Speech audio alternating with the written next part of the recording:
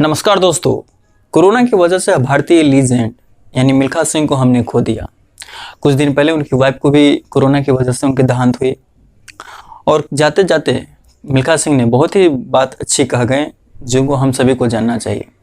उन्होंने वो चाहते थे कि भारत में एक ऐसा और भी मिल्खा सिंह आना चाहिए, यानी अभी तक जितने भी सदी गए हैं दोबारा वैसा मिल्खा सिंह आया नहीं जो कि धावक उतनी तेज रफ्तार से किसी भी मैच को कंप्लीट कर सके।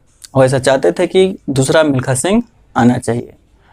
वह नहीं चाहते थे कि उनके बेटे जीवा मिल्खा सिंह वापस स्पोर्ट्स की दुनिया में जाएं। हालांकि वो भी स्पोर्ट्स की दुनिया में ही है, लेकिन वो नहीं चाहते थे कि मिल्खा सिंह स्पोर्ट्स की दुनिया में, क्योंकि उनकी वाइफ और वो खुद एक स्पोर्ट्समैन रहे। तो आइए जानते हैं कि मिल्खा सिंह की बायोग्राफी और उनकी हिस्ट्री के बारे में, जिससे हमें लर्निंग मिलेगी और हमें सीख करके आगे बढ़ने में मदद करेगा आज के इस वीडियो में।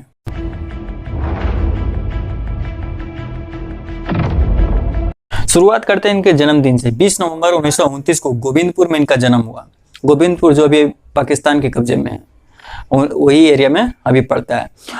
इंडिया और पाकिस्तान जब डिवाइडेशन हो रहा था उस समय अपने ये माता पिता दोनों को खो दिए और उन्हीं अरफा तरफी में यह ट्रेन से वापस आ गए इंडिया। और इंडिया में आकर के वो सर्वाइव करने लगे और उन्होंने एक बड़ा ही लक्ष्य रखा और कुछ करने की ठानी।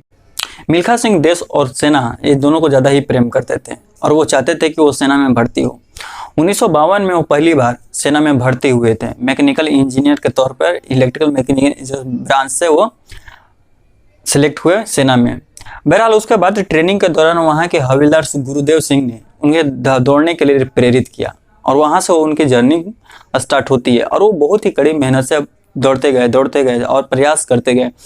साल 1956 में उन्होंने अपने अंतर्राष्ट्रीय खेल में जो पटियाला में हुआ था वहाँ पे दौड़ करके 400 मीटर के रेस में प्रथम आए थे। वहाँ से इनकी जर्नी स्टार्ट होने लगी।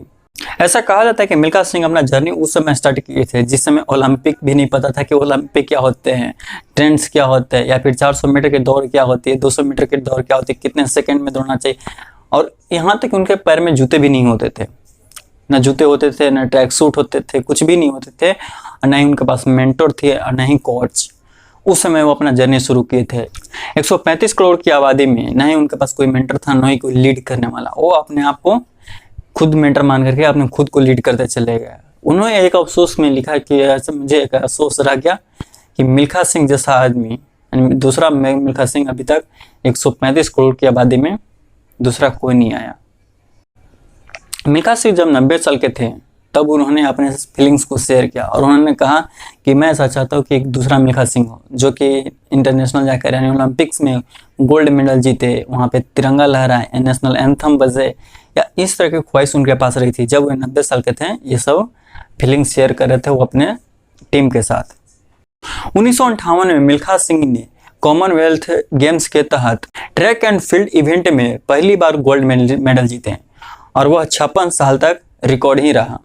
अगले 56 साल तक इनका रिकॉर्ड कोई तोड़ नहीं पाया था। मिल्खा सिंह ने एक इंटरव्यू में यह बताया था कि मैं और मेरी पत्नी निर्मल कौर जो दोनों स्पोर्ट्समैन हैं, हम नहीं चाहते कि मेरा बेटा जो है वो स्पोर्ट्स पर्सन ही बने। ऐसा उन्होंने माना इसलिए कि उनकी जो वाइफ थी निर्मल कौर वो नेशनल वॉलीबॉल कैप्टन रही थी और खुद धावक रहे थे इंटरनेशनल। तो उन दोनों का यही डिस्कशन आया कि हम अपने बेटे को किसी अच्छे डिग्री से किसी और शहर में भेज करके कुछ और ही बनाना चाहते हैं।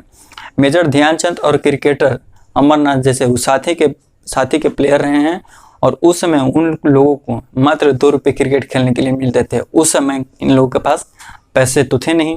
मिल्खा सिंह नहीं चाहते थे कि उनका बेटा वापस से स्पोर्ट्स में जाए और इन सब चीज़ों को छुड़ाने के लिए वो शिमला भेजना चाहते थे ताकि उनका ध्यान स्पोर्ट्स की तरफ जाए ही नहीं। लेकिन जब जीव से मिल्खा सिंह का एडमिशन हुआ उनको गोल्फ के लिए इनविटेशन आया और इनविटेशन में वो अपने स्कूल से चैंपियन रहे, फिर नेशनल खेले गए, वहाँ से भी चैंपियन रहे, और फिर जब अमेरिका गए फिर वहाँ भी चैंपियन रहे, लंदन गए वहाँ भी चैंपियन रहे, और इसी तरह से उन्होंने पद्मश्री भी मिला। मिल्खा सिंह कहते हैं कि जब मैं आर्मी में ज्वाइन करना चाहता था मैं 3 बार रिजेक्ट किया गया। हाइट भी ठीक थी, मेडिकल फिटनेस भी था, सब कुछ सही था, लेकिन फिर भी उस समय भी पैसे के सिफारिश चलते थे, यानी घूस उस समय भी लिया जाता था और उस समय मिल्खा सिंह के पास पैसे थे नहीं, इसीलिए 3 बार रिजेक्ट किया गया। लेकिन उन्होंने अपने इंटरव्यू में यह साफ जाहिर किया कि उन्होंने ये बताया कि आज जो कुछ भी मैं हूँ वो आर्मी के ट्रेनिंग की वजह से हूँ। क्योंकि वहाँ पे एक मेंटर मिला, गाइडलाइंस मिला, ताकि उनको दौड़ने में मदद किया, और वहीं से इनकी जर्नी शुरू हुई थी।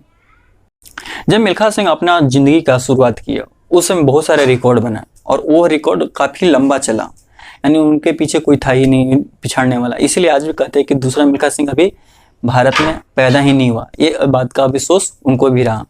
इसलिए उन्होंने जब शुरू किया तो 200 मीटर 400 मीटर के रिकॉर्ड्स इतने बनाए कि स्वर्ण पदक के जितने भी पदक थे उनको मिलते चले गए। एशिया हो, यूरोप हो, ओलंपिक हो, इन सब में रिकॉर्ड बनाए, और इसी को देखते हुए उन्हें पद्म श्री से नवाजा गया।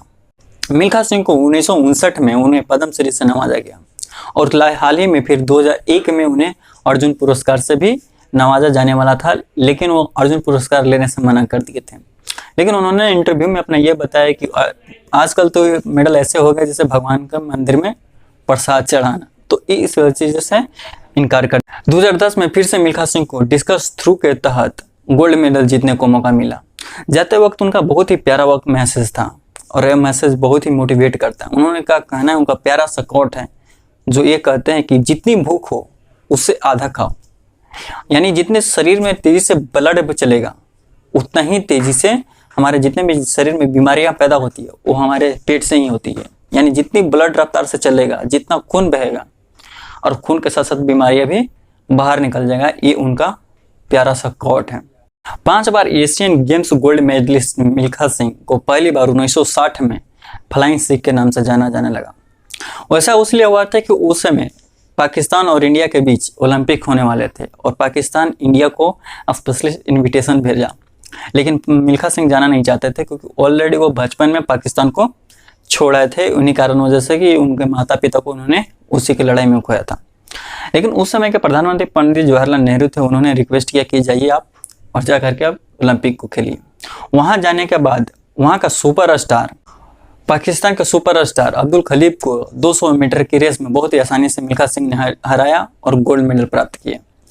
लेकिन वहाँ के कोच के द्वारा मैच शुरू होने से पहले एक उनको मैसेज दिया गया था। उनको बोला गया था कि मिल्खा सिंह, ये तुम्हारा आखिरी मैच हो सकता है।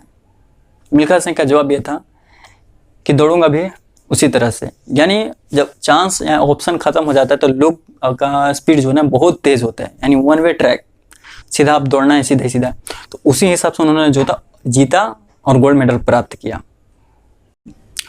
मेडल सेरेमनी में अयूब खान ने पहली बार मिल्खा सिंह को फ्लाइंग सिख के नाम से बुलाया था, और उस मैच से महिलाएं पाकिस्तान कितनी प्रभावित हो गई कि जितने भी मुस्लिम लेडी गई थी वहाँ बुड़के में, वो सारा अपना बुड़का को उतार दिया उनको सिर्फ देखने के लिए, और वहीं से 1960 से उन्हें फ्लाइंग सिख की उपाधि मिली थी मिल्खा सिंह को। उसके बाद मिल्खा सिंह ने खेल जगत से संन्यास लिया और लोगों को अपना ट्रेनिंग देना शुरू कर दिया। 2013 में उनके बायोग्राफी के ऊपर मूवी आई थी, भाग मिल्खा भाग के नाम से, बहुत ही प्रचलन मूवी थी, और उन मूवी में बहुत सी चीज़ें ऐसी थी जो सीखने को मिला था, ताकि मैं भी उस ग्रोथ से कर सकूँ। तो ये थे मिल्खा सिंह के बायोग्राफी और कुछ हिस्ट्री। आई होप सो कि वीडियो अच्छी लगी होगी। वीडियो अच्छी लगी हो तो लाइक करके शेयर जरूर कीजिएगा। कमेंट बॉक्स में बताइए कि मिल्खा सिंह की कौन सी ऐसी बातें अच्छी लगी जो उनको बूस्ट करने में मदद किया। मिलते हैं अगले वीडियो में, और हमारे चैनल पर नहीं है तो सब्सक्राइब कर लीजिए। मिलते हैं अगले वीडियो में, तब तक के लिए धन्यवाद।